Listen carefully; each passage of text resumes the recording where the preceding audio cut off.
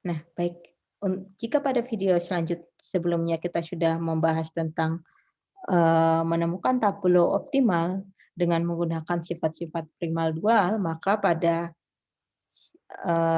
video pembelajaran ini kita akan membahas tentang analisis sensitivitas. Nah, seperti yang Ibu katakan kemarin, analisis sensitivitas itu ada 6, yaitu perubahan pada koefisien dari fungsi tujuan variabel non basisnya. Kemudian yang kedua adalah perubahan pada koefisien fungsi tujuan variabel non basis. Baru yang ketiga adalah perubahan pada ruas kanan suatu fungsi kendala. Baru perubahan kolom untuk suatu variabel non basis, penambahan suatu variabel dan penambahan suatu kendala baru. Nah, di sini kita akan membahas tentang yang pertama terlebih dahulu, yaitu perubahan koefisien fungsi tujuan untuk variabel non basis. Namun sebelum kita membahas lebih dalam, kita harus tahu apa sih tujuan pembelajaran kita kali ini. Tujuan pembelajarannya itu adalah yang pertama, mahasiswa mampu menggunakan analisis sensitivitas untuk metode simplex jika terjadi penambahan kendala baru dan perubahan banyaknya variabel. Yang kedua, mahasiswa mampu menggunakan analisis sensitivitas untuk metode simplex jika terjadi perubahan komposisi sumber daya yang digunakan. Nah, yang pertama kita bahas ya, itu adalah ini seperti Ibu katakan tadi, itu yang pertama yang akan kita bahas itu adalah perubahan koefisien fungsi tujuan untuk variabel non basis. Nah, dalam perubahan kasus-kasus yang kita lihat di sini, kita akan menggunakan permasalahan berikut, di mana di sini fungsi tujuannya adalah memaksimumkan Z sama dengan 60x1 tambah 30x2 ditambah 20x3 dengan kendala sebagai berikut. Nah, di sini kita sudah tahu tadi yaitu tableau optimalnya seperti ini. Nah, dengan demikian berarti kita ketahui bahwa basis variabelnya itu adalah X4, X3, X1 dan non basis variabelnya adalah X2, X5, X6. Nah, dengan demikian berarti vektor untuk basis variabelnya adalah ini dan vektor untuk non basis variabelnya adalah ini. Nah, kita bahas satu persatu. Yang pertama adalah perubahan koefisien fungsi tujuan untuk variabel non basisnya. Nah, kita lihat di sini, berdasarkan tableau optimalnya, kita peroleh kesimpulan bahwa produk kedua, yaitu X2, itu tidak diproduksi. Kenapa? Karena di sini kita lihat dia hanya memproduksi X1 karena di sini sebanyak 2 unit ya. Kemudian X3 juga diproduksi sebanyak 8 unit, tetapi dia tidak memproduksi X2. Kenapa? Karena X2-nya itu ternyata tidak memberikan keuntungan yang maksimal. Nah, pertanyaannya apabila manajer perusahaan itu akan meningkatkan keuntungan produk kedua ini. Nah, kalau dia ingin meningkatkan keuntungan produk kedua, apakah solusi optimalnya tersebut akan tetap optimal? Dalam artian berarti eh, yang diproduksi tetap X1, X3 atau akan ada perubahan komposisi solusi optimalnya. Dalam artian kemungkinan X2-nya masuk untuk menjadi variabel basis atau menggantikan variabel basis yang lain dalam artian X2 diproduksi ya. Nah, yang pertama yang akan kita bahas di sini adalah jika keuntungan produk kedua itu berubah dari 30 menjadi 34. Nah, kemudian pertanyaan yang kedua, jika keuntungan produksi kedua itu berubah dari 30 menjadi 40. Nah, kita lihat di sini.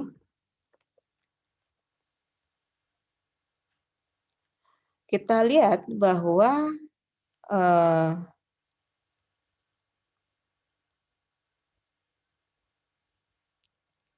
keuntungan produk kedua X2 di sini itu adalah C2 ya. C2-nya tadi kan awalnya itu adalah 30 ya, awalnya tadi 30. Nah, bagaimana jika C2-nya itu berubah dari 30 menjadi 34? Dan bagaimana jika dia berubah dari 30 menjadi 40? Nah, di sini diketahui bahwa C2-nya itu adalah 30 dan dia itu adalah keuntungan produk kedua. atau koefisien dari variabel non-basisnya. Nah, dengan demikian yang mengalami perubahan itu adalah koefisien non-basis atau CNBV.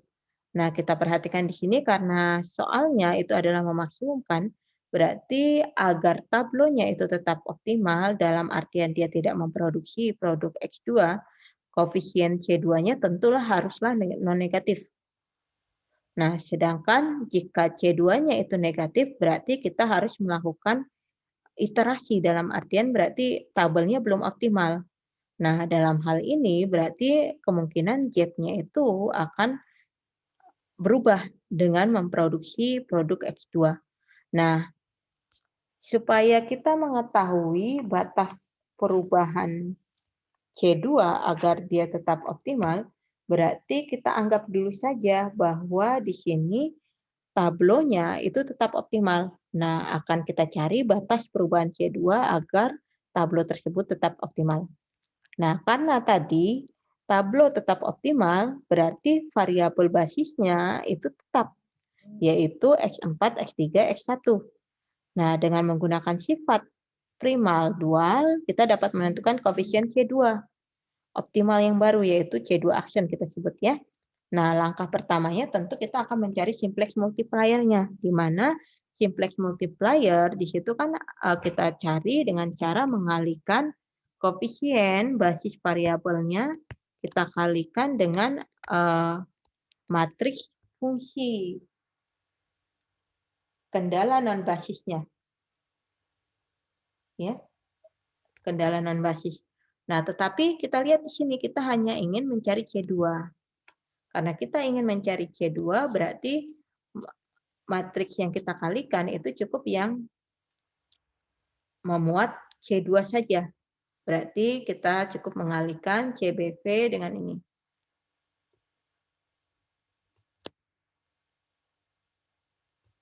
Nah, matriks fungsi kendalanya tadi kan adalah B ini. Fungsi kendala untuk variabel non basisnya itu adalah B inverse dikali N ya. Nah, tetapi karena kita hanya ingin mencari C2, C2 itu adalah koefisien untuk X2, berarti kita cukup mengalihkan B inverse dengan koefisien dari fungsi kendala untuk X2, yaitu 621,5 dalam artian ini. Nah, berarti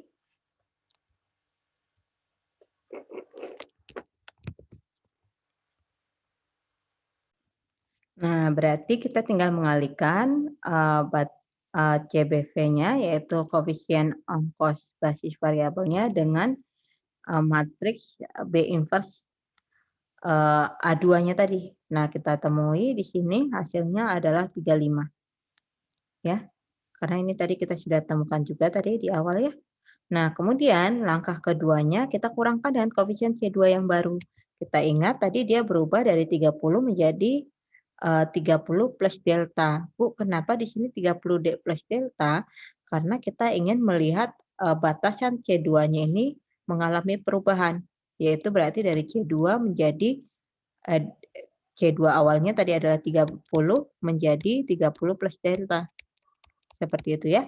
Nah, oleh karena itu berarti kita kurangkan karena sebenarnya dia 30 plus delta 00, kita cukup mengurangkan 35 dengan 30 plus delta. Artinya di sini kita peroleh 5 dikurangi delta. Nah, di sini supaya tablo tetap optimal dalam artian dia tidak perlu masuk variabel basis yang baru, berarti syarat supaya dia tetap optimal C2 barunya itu harus positif atau non negatif. Dalam artian dia harus lebih besar sama dengan 0. Nah, dengan demikian berarti 5 dikurang deltanya itu harus lebih besar sama dengan 0. Nah, kalau 5 min delta lebih besar sama dengan 0, berarti deltanya itu kurang dari sama dengan 5. Nah, yang A tadi diketahui bahwa keuntungan untuk produk keduanya itu naik dari 30 menjadi 34.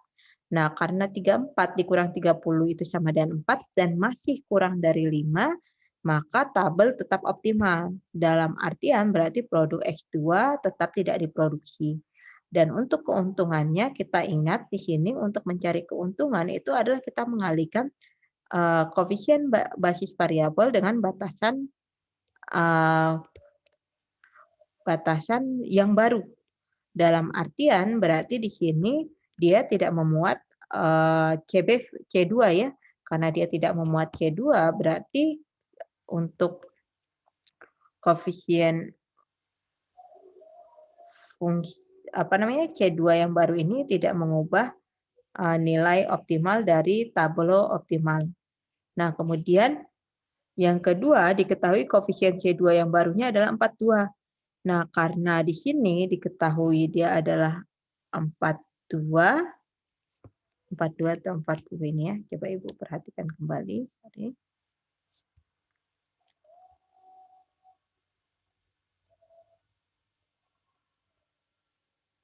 Oh, 40 ya. Berarti itu salah ketik ya.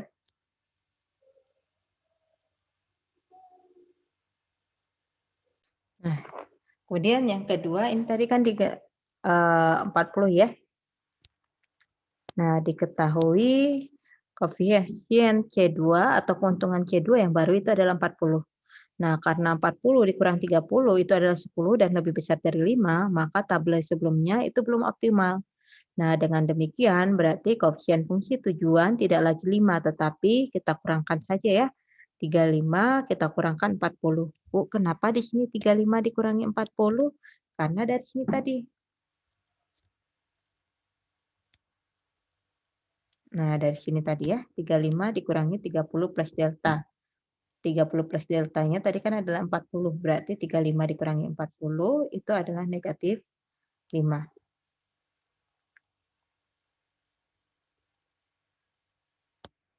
Nah, dengan demikian berarti tablonya seperti ini. Nah, di mana koefisien dari fungsi tujuan C2-nya itu adalah negatif 5. Nah, karena koefisien fungsi tujuan dari C2, dari X2 itu adalah negatif 5, dan ada fungsi tujuan pada baris nolnya itu adalah yang kurang dari 0, maka tablo belum optimal. Dalam artian X2 di sini, ini kita pilih menjadi kolom kunci atau variabel yang masuk. Nah, pertanyaannya dia masuk menggantikan siapa? Sama seperti kemarin, kita akan mencari kira-kira produk mana atau variabel mana yang akan keluar atau kita tidak produksi. Nah, kita cari rasionya. Nah, rasionya di sini adalah berarti 24 dibagi min 2 itu negatif, berarti nggak bisa kita tulis. 8 dibagi negatif 2 itu juga negatif. 2 dibagi 5/4 itu adalah 8/5. Berarti X1 itu menjadi variabel yang keluar. Dalam artian berarti X1 di sini tidak akan kita produksi. Dan X2 itu akan kita produksi menggantikan X1. Nah, kita lakukan OB di sini ya, karena di sini akan kita jadikan variabel basis, berarti di sini 0, di sini harus 0, 0, 1. Nah, karena di sini jadi 1, berarti di sini kita kalikan 4/5 baris pertamanya untuk menjadi baris pertama baru. Nah, supaya di sini 0, berarti baris keduanya tinggal kita tambah dengan 2 kali baris ketiga baru. Dan untuk yang ini supaya jadi 0, berarti baris pertamanya tinggal kita tambahkan 2 kali baris ketiga baru. Dan supaya ini 0, berarti baris 0-nya tinggal kita tambahkan 5 kali baris ketiga baru. Dan kita peroleh seperti ini ya, dengan menggunakan OB. Berarti kita peroleh ini tabelnya sudah optimal. Kenapa sudah optimal? Karena pada baris Z-nya atau fungsi tujuannya itu tidak ada lagi koefisiennya yang negatif. Nah, dengan demikian berarti kita peroleh bahwa X2-nya itu adalah 8/5, X3-nya itu adalah 11,2, dan X4-nya itu adalah 27,2. Nah, dengan demikian meningkatnya keuntungan X2 itu menjadi 40, produk 2 itu akan diproduksi dan produk 1 itu tidak diproduksi. Nah, ingat di sini belum kita pelajari untuk pemrograman linear bilangan bulat ya. Sebenarnya di sini kan produk berarti harusnya posisi bulat ya, tapi tidak apa-apa nanti akan kita bahas. Nah, berarti solusi optimalnya X1-nya tadi sudah ya 0, X2-nya 1,6, X3-nya 11,2. Dan fungsi tujuannya berarti Z-nya itu adalah 60 kali 0. Nah, kenapa di sini harus kita update? Karena tadi keuntungan untuk X2-nya itu naik menjadi 40. Berarti 40 dikali 1,6 ditambah 20 kali 11,2. Hasilnya adalah 288. Nah, oke. Demikian untuk perubahan koefisien fungsi tujuan variabel non-basis. Nah, selanjutnya kita akan membahas untuk perubahan koefisien fungsi tujuan pada variabel basis untuk video selanjutnya. Saya akhiri ya.